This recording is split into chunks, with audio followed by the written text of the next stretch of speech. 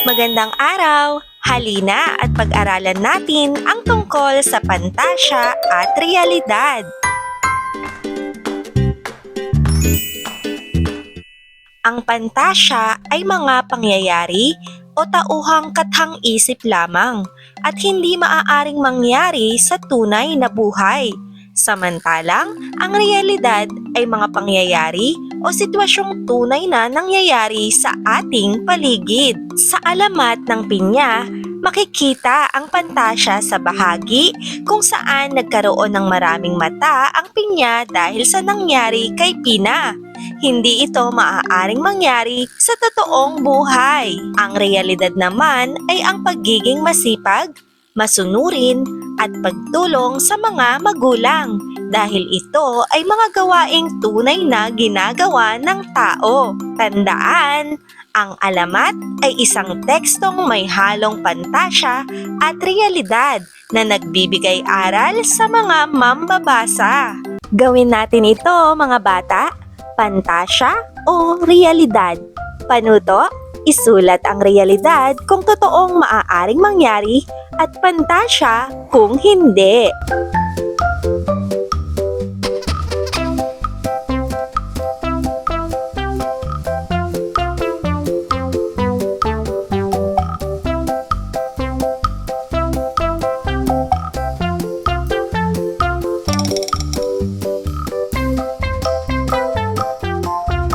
Para naman sa unang gawain, hulaan mo.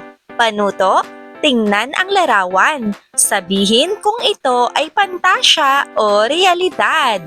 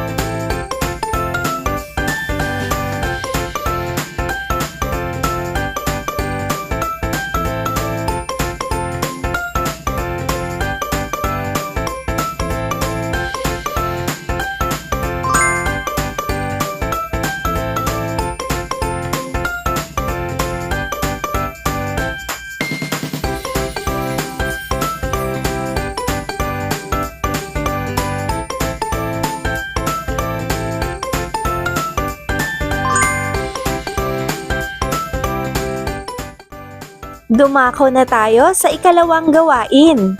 Clap if it's real. Panuto, pumalakpak kung realidad. Iunat ang dalawang kamay kung pantasya. Lumilipad ang kabayo.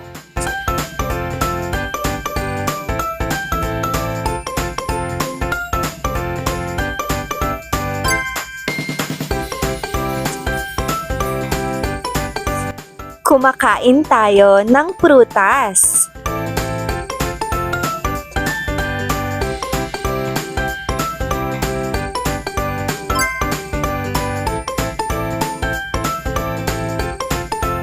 Nagsasalita ang puno.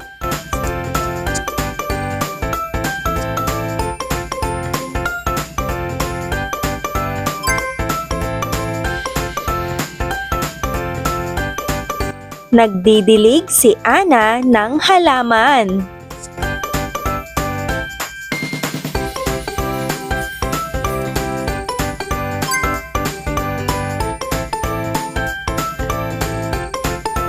May diwata sa kagubatan.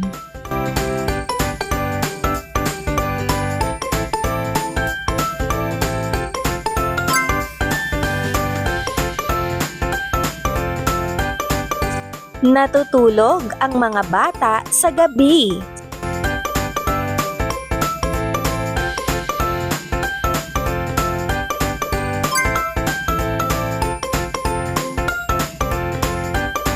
Ikatlong gawain, hanapin sa alamat ng pinya. Sabihin kung pantasya o realidad ang bawat pangyayari. Una, tinutulungan ni Pina ang kanyang ina. Realidad o pantasya? Ikalawa, naghahanap ng sandok ang bata. Realidad o pantasya? Ikatlo, nagkaroon ng maraming mata ang pinya. Realidad o pantasya?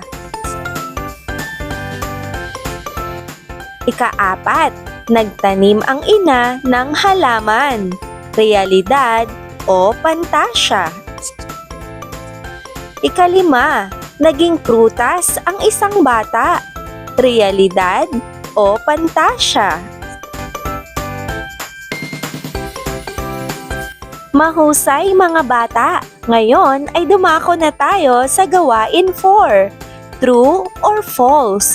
Panuto, sabihin kong tama o mali. Unang bilang, ang mga hayop ay nakakapagsalita tulad ng tao. Tama o mali? Ikalawa, ang mga bata ay maaaring tumulong sa bahay. Tama o mali? Ikatlo, ang pinya ay may maraming mata dahil naging si Pina ito. Tama o mali? Ikaapat, ang pagkain ng prutas ay mabuti sa kalusugan. Tama o mali? Ikalimang gawain, emoji challenge. Panuto, tingnan ang emoji at sabihin kung pantasya o realidad.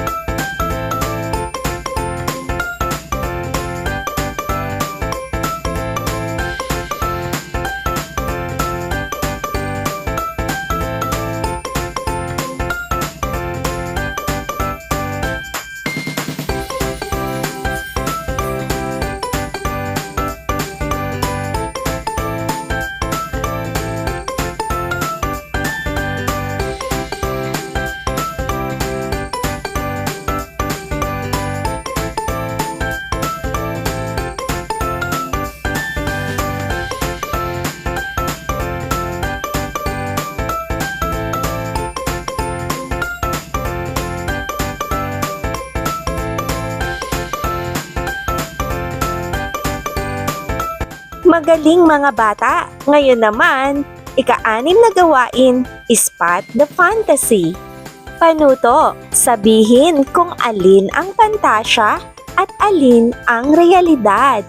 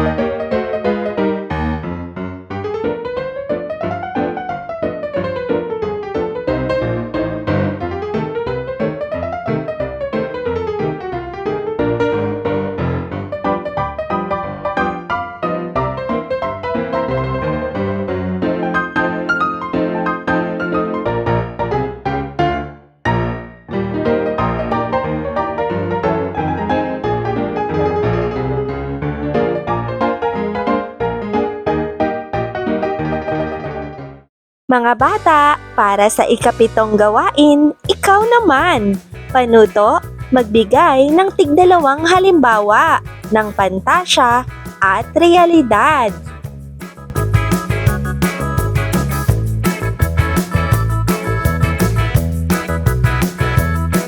Sagutin natin ito mga bata. Bakit mahalagang malaman ang kaibahan ng pantasya at realidad?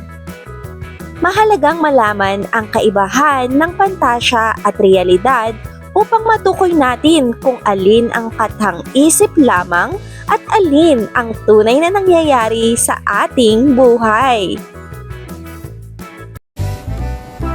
Huwag kalimutang mag-like, subscribe, share, at i-hit ang notification bell para lagi kayong updated sa aming mga bagong video.